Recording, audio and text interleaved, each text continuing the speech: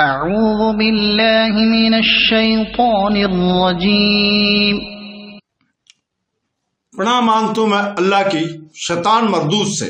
بسم اللہ الرحمن الرحیم۔ شروع کرتا ہوں اللہ کے پاک نام سے جو بہت بڑا مہربان نہایت رحم والا ہے۔ وَأَتِمُّوا الْحَجَّ وَالْعُمْرَةَ لِلَّهِ فَإِنْ أُحْصِرْتُمْ فَمَا اسْتَيْسَرَ مِنَ الْهَدْيِ وَلَا تَحْلِقُوا رُؤُوسَكُمْ حَتَّى يَبْلُغَ الْهَدْيُ مَحِلَّهُ فَمَنْ كَانَ مِنْكُمْ مَرِيضًا أَوْ بِهِ أَذًى مِّن رَّأْسِهِ فَفِدْيَةٌ مِّن صِيَامٍ أَوْ صَدَقَةٍ أَوْ نُسُكٍ فَإِذَا أَمِنْتُمْ فَمَنْ تَمَتَّعَ بِالْعُمْرَةِ إِلَى الْحَجِّ فَمَا اسْتَيْسَرَ مِنَ الْهَدْيِ فَمَنْ لَمْ يَجِدْ فَصِيَامُ 3 أَيَّامٍ فِي الْحَجِّ و7 إِذَا رَجَعْتُمْ تِلْكَ 10 كَامِلَةٌ ذَلِكَ لِمَنْ لَمْ يَكُنْ أَهْلُهُ حَاضِرِ الْمَسْجِدِ الْحَرَامِ وَاتَّقُوا اللَّهَ وَاعْلَمُوا أَنَّ اللَّهَ شَدِيدُ الْعِقَابِ۔ حج اور عمرہ کو اللہ تعالیٰ کے لیے پورا کرو۔ اگر تم روک لیے جاؤ تو جو قربانی میسر ہو اسے کاٹ ڈالو اور اپنا سر نہ مڈواؤ جب تک قربان گاہ تک نہ پہنچ جائے۔ ہاں، تم میں سے جو بیمار ہو یا اس کے سر میں کوئی تکلیف ہو تو اس پر فدیہ ہے، خواہ روزے رکھ لے، خواہ صدقہ دے دے، خواہ قربانی کرے۔ ہاں، امن کی حالت میں جو شخص عمرہ سے لے کر حج تک تمتع کرے تو اس کو جو قربانی میسر ہو اسے کاٹ ڈالے۔ جسے طاقت ہی نہ ہو وہ 3 روزے تو حج کے دنوں میں رکھ لے اور 7 واپسی میں، یہ پورے 10 ہو گئے۔ یہ حکم ان کے لیے ہے جو مسجد حرام کے رہنے والے نہ ہوں۔ لوگوں، اللہ تعالیٰ سے ڈرتے رہو اور جان لو کہ اللہ تعالیٰ سخت عذابوں والا ہے۔ اوپر اس سے پہلے والی آیت مبارکہ میں چونکہ روزوں کا ذکر ہوا تھا، پھر جہاد کا بیان ہوا تھا، اب حج کا ذکر ہو رہا ہے اور ہم حکم ہوتا ہے کہ حج اور عمرہ کو پورا کرو۔ ظاہر الفاظ سے معلوم ہوتا ہے کہ حج اور عمرہ کو شروع کرنے کے بعد پورا کرنا چاہیے۔ تمام علماء اس پر متفق ہے کہ حج اور عمرہ کو شروع کرنے کے بعد ان کا پورا کرنا لازم ہے۔ گو عمرہ کے واجب اور مستحب ہونے میں علماء کے 2 اقوال ہیں جنہیں ہم نے پوری تفصیل کے ساتھ کتاب الحکام میں بیان کر دیا ہے۔ حضرت علی رضی اللہ تعالیٰ عنہ فرماتے ہیں کہ پورا کرنا یہ ہے کہ تم اپنے گھر سے احرام باندھو۔ حضرت سفیان ثوری رحمۃ اللہ علیہ فرماتے ہیں کہ ان کا پورا کرنا یہ ہے کہ تم اپنے گھر سے احرام باندھو، تمہارا یہ سفر حج اور عمرہ کی غرض سے ہو، میقات پہنچ کر لبیک پکارنا شروع کر دو۔ تمہارا ارادہ تجارت یا کسی اور غرض اور دینوی کام کا نہ ہو کہ نکلے تو اپنے کام کو اور مکہ کے قریب پہنچ کر خیال آ گیا کہ آؤ حج اور عمرہ بھی کر لیں، تاکہ اس طرح حج عمرہ بھی ہو جائے۔ لیکن یہ پورا کرنا نہیں، پورا کرنا یہ ہے کہ صرف اسی ارادے سے گھر سے نکلو۔ حضرت مکحول رحمۃ اللہ علیہ فرماتے ہیں کہ ان کا پورا کرنا یہ ہے کہ انہیں میقات سے شروع کرے۔ حضرت عمر رضی اللہ تعالیٰ فرماتے ہیں ان کا پورا کرنا یہ ہے کہ ان دونوں کو الگ الگ ادا کرے اور عمرہ کو حج کے مہینوں میں نہ کرے، اس لیے کہ قرآن شریف میں ہے کہ حج کے مہینے مقرر ہیں۔ قاسم بن محمد رحمۃ اللہ علیہ فرماتے ہیں کہ حج کے مہینوں میں عمرہ کرنا پورا ہونا نہیں۔ اسے پوچھا گیا کہ محرم میں عمرہ کرنا کیسا ہے؟ کہا لوگ اسے تو پورا کہتے تھے، لیکن اس قول میں نظر ہے، اس لیے کہ یہ ثابت شدہ امر ہے کہ رسول پاک صلی اللہ علیہ وسلم نے 4 عمرے کیے اور 4 ذکا میں کیے، ایک 6 ہجری میں ذکا کے مہینے میں، دوسرا ذکا کے مہینے میں 7 ہجری میں، اور تیسرا ذکا 8 ہجری میں عمرۃ الحجر حجرانہ چوتھا ذکا 10 ہجری میں۔ حج کے ساتھ ان 4 عمروں کے سوا ہجرت کے بعد آپ کا اور کوئی عمرہ نہیں ہوا۔ ہاں، آپ نے ام ہانی رضی اللہ تعالی سے فرمایا تھا کہ رمضان میں عمرہ کرنا میرے ساتھ حج کرنے کے برابر ہے۔ یہ آپ نے اس لیے فرمایا تھا کہ ان مائی صاحبہ نے آپ کے ساتھ حج کے لیے جانے کا ارادہ کر لیا تھا، لیکن سواری کی وجہ سے ساتھ نہ جا سکی، جیسا کہ بخاری میں یہ پورا واقعہ موجود ہے۔ حضرت سعد بن جبیر رحمۃ اللہ علیہ کو صاف نظر فرماتے تھے کہ یہ مائی صاحبہ کے لیے ہی مخصوص حکم ہے۔ حضرت ابن عباس رضی اللہ تعالیٰ فرماتے ہیں کہ حج اور عمرہ کا احرام باندھنے کے بعد بغیر پورا کیے چھوڑنا ناجائز ہے۔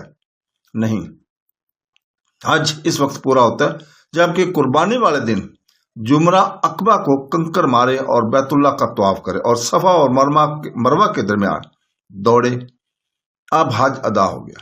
ابن عباس رضی اللہ تعالیٰ فرماتے ہیں حج عرفات کا نام ہے اور عمرہ طواف ہے۔ حضرت عبداللہ رضی اللہ تعالیٰ کی قرات یہ ہے کہ عمرہ بیت اللہ تک جاتے ہی پورا ہو گیا۔ حضرت سعد بن جبیر رضی اللہ تعالیٰ سے جب یہ ذکر ہوا تو آپ نے فرمایا ابن عباس رضی اللہ تعالیٰ کی قرات بھی یہی تھی۔ حضرت علقمہ رحمۃ اللہ علیہ بھی یہی فرماتے ہیں۔ ابراہیم رحمۃ اللہ علیہ سے مروی ہے کہ شبیر رحمۃ اللہ کی قرات میں والعمرت ہے، وہ فرماتے ہیں کہ عمرہ واجب نہیں، وہ اس کے خلاف بھی اس سے مروی ہے۔ بہت سی حدیث میں کئی سندوں کے ساتھ حضرت انس رضی اللہ تعالیٰ اور صحابہ کرام کی ایک جماعت سے روایت ہے کہ رسول پاک صلی اللہ علیہ وسلم نے حج اور عمرہ دونوں کو جمع کیا، اور صحیح حدیث میں ہے کہ آپ نے اپنے اصحاب سے فرمایا جس کے ساتھ قربانی کا جانور ہے وہ حج و عمرہ کا ایک ساتھ احرام باندھے۔ ایک اور حدیث میں ہے عمرہ حج میں قیامت تک کے لیے داخل ہو گیا۔ ابن ابی حاتم نے اپنی کتاب میں ایک روایت نقل کی ہے کہ ایک شخص حضرت صلی اللہ علیہ وسلم کے پاس آیا اور زعفران کی خوشبو سے مہک رہا تھا۔ اس نے پوچھا یا رسول اللہ میرے احرام کے بارے میں کیا حکم ہے؟ اس پر یہ آیت اتری۔ حضور پاک صلی اللہ علیہ وسلم نے پوچھا وہ سائل کہاں ہے؟ اس نے کہا یا رسول اللہ موجود ہوں۔ فرمایا اپنے زعفرانی کپڑے اتار دے اور خوب اچھی طرح غسل کر لے، اور جو اپنے حج میں کرتا ہے وہی عمرہ بھی کر۔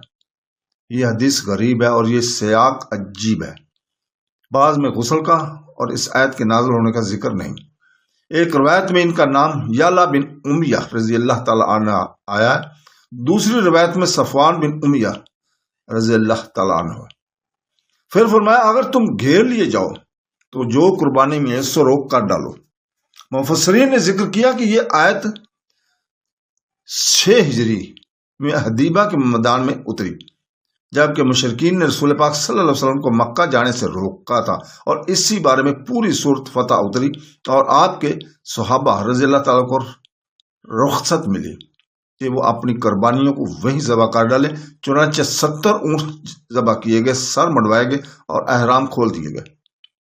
پہلی مرتبہ حضور پاک صلی اللہ علیہ وسلم کے فرمان کو سن کر لوگ ذرا جھجکے اور انہیں انتظار تھا کہ شاید کوئی ناسخ حکم اتر آئے، یہاں تک کہ خود آپ صلی اللہ علیہ وسلم باہر آئے اور اپنا سر منڈوایا۔ پھر سب لوگ آمادہ ہو گئے، بعض نے سر منڈوا لیا، بعض نے بال کتوا لیے، جس پر آپ صلی اللہ علیہ وسلم فرمایا اللہ تعالیٰ سر منڈوانے والوں پر رحم کرے۔ لوگوں نے کہا حضور بال کتوانے والوں کے لیے بھی دعا کیجیے۔ آپ نے پھر سر منڈوانے والوں ہی کے لیے دعا کی، تیسری مرتبہ کتروانے والوں کے لیے بھی دعا کر دی۔ 7 شخص ایک اونٹ میں شریک تھے، کل تعداد صحابہ کی 1400 تھی۔ حدیبہ کے میدان میں ٹھہرے ہوئے تھے جو حد حرم سے باہر تھا، گویا بھی مروی ہے کہ حد حرم کے کنارے پر تھے۔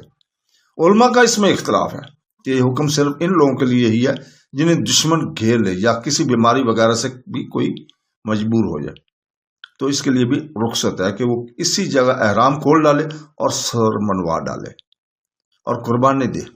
حضرت ابن عباس رضی اللہ تعالیٰ تو صرف پہلی قسم کے لوگوں کے لیے بتاتے ہیں، ابن عمر رضی اللہ تعالیٰ، طاؤس زہری اور زید بن اسلم رحمۃ اللہ بھی یہی فرماتے ہیں۔ لیکن مسند احمد کی ایک مرفوع حدیث میں ہے کہ جس شخص کا ہاتھ پاؤں ٹوٹ جائے یا بیمار ہو جائے یا لنگڑا اور لولا ہو جائے تو وہ حلال ہوگا، وہ اگلے سال حج کر لے۔ اس حدیث کا راوی کہتا ہے کہ میں نے اسے ابن عباس رضی اللہ تعالیٰ عنہ اور ابو ہریرہ رضی اللہ تعالیٰ سے ذکر کیا، انہوں نے بھی فرمایا سچ ہے۔ سنن اربع میں بھی یہی حدیث ہے۔ حضرت ابن مسعود رضی اللہ تعالیٰ عنہ، ابن زبیر رضی اللہ تعالیٰ عنہ، علقمہ، سعید بن معیب، اربع بن زبیر، مجاہد، نخی، عطا، مقاتل بن حیان رضی اللہ تعالیٰ عنہ سے بھی یہی مروی ہے کہ بیمار ہو جانا اور لنگڑا لولا ہو جانا بھی ایسا ہی عذر ہے۔ سفیان سوری رحمۃ اللہ ہر مصیبت اور ایذا کو ایسا ہی بتاتے ہیں۔ بخاری اور مسلم کی ایک حدیث میں ہے کہ حضرت زبیر بن عبد المطلب رضی اللہ تعالیٰ کی صاحبزادی ذبح رضی اللہ تعالیٰ رسول پاک صلی اللہ علیہ وسلم سے دریافت کرتی ہیں کہ حضور میرا ارادہ حج کا ہے لیکن میں بیمار رہتی ہوں۔ آپ نے فرمایا حج کو چلی جاؤ اور شرط کر لو کہ میرے احرام سے فارغ ہونے کی وہی جگہ ہوگی جہاں میں مرض سے رک جاؤں۔ اس حدیث کی بنا پر بعض علماء کرام کا فتویٰ ہے کہ حج میں شرط کوئی کرنا جائز ہے۔ امام شافعی رحمۃ اللہ علیہ بھی فرماتے ہیں کہ اگر یہ حدیث صحیح ہو تو میرا قول بھی یہی ہے۔ امام بہقی فرماتے ہیں یہ حدیث بالکل صحیح ہے، بس امام صاحب کا مذہب بھی یہی ہوا۔ پھر ارشاد ہوتا ہے کہ جو قربانی میسر ہو اسے قربانی کر دے۔ حضرت علی کرم اللہ وجہ فرماتے ہیں کہ لیکن ایک بکری ذبح کر دے۔ ابن عباس فرماتے اونٹ، گائے، بکری، بھیڑ، بھیڑیا، ان کے نروں ان 8 قسموں میں جسے چاہے ذبح کرے۔ ابن عباس سے صرف بکری بھی مروی ہے، اور بھی بہت سے مفسرین نے یہی فرمایا کہ چاروں اماموں کا بھی یہی مذہب ہے۔ حضرت عائشہ رضی اللہ تعالیٰ عنہ، حضرت ابن عمر رضی اللہ تعالیٰ وغیرہ فرماتے ہیں کہ اس سے مراد صرف اونٹ اور گائے ہی ہے۔ غالباً ان کی دلیل حدیبہ کا واقعہ ہوگا۔ اس میں کسی صحابی سے بکری کا ذبح کرنا منقول نہیں، گائے اور اونٹ ہی ان بزرگوں نے قربان کیے۔ بخاری اور مسلم میں حضرت جابر رضی اللہ تعالیٰ سے مروی ہے کہ ہمیں اللہ کے نبی نے حکم دیا کہ ہم 7 آدمی گائے اور اونٹ میں شریک ہو جائے۔ حضرت ابن عباس سے یہ بھی منقول ہے کہ جس جانور کے ذبح کرنے کی وسعت ہو اسے ذبح کر ڈالے۔ اگر مالدار ہے تو اونٹ اس سے کم حیثیت والا ہے تو گائے، ورنہ پھر بکری۔ حضرت اربع رضی اللہ تعالیٰ عنہ فرماتے ہیں کہ مہنگے سستے داموں پر موقوف ہے۔ جمہور اس اقوال کی بکری کافی ہے۔ یہ دلیل ہے کہ قرآن پاک نے آسانی ہونے کا ذکر فرمایا ہے، یعنی کم سے کم وہ چیز جس پر قربانی کا اطلاق ہو سکے، اور قربانی کا جانور اونٹ، گائے، بکریاں اور بھیڑیں ہیں، جیسے ترجمان قرآن پاک صلی اللہ علیہ وسلم کے چچا زاد بھائی حضرت عبداللہ بن عباس کا فرمان ہے۔ صدق اللہ